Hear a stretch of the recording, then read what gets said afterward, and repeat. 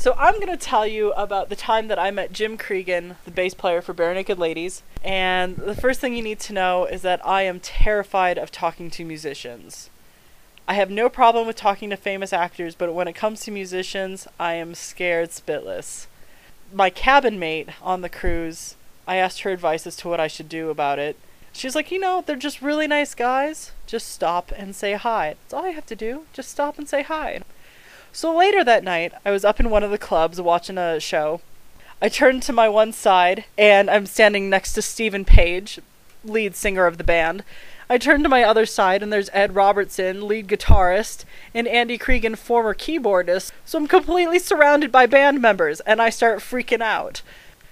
As we're all leaving, I'm singing along with one of the songs that was being played overhead, and all of a sudden I just felt like this person staring at me from behind. So I quick turn around, and it's Andy Cregan. I run down the stairs in complete horror at the fact that here was this musician staring at me.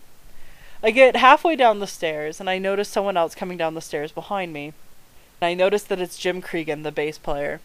And I have my cabin mate's voice in my head going, just stop and say hi. They're really nice. Just stop and say hi. So I literally jerk myself to a stop.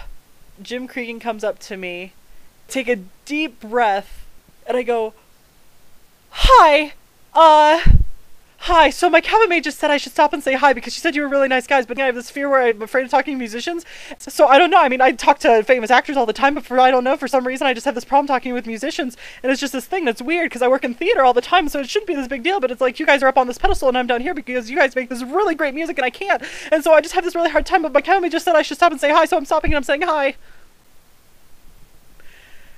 Jim Cregan, being the nice man that he is, kind of smiled and laughed at me a little bit, and he said, what's your name?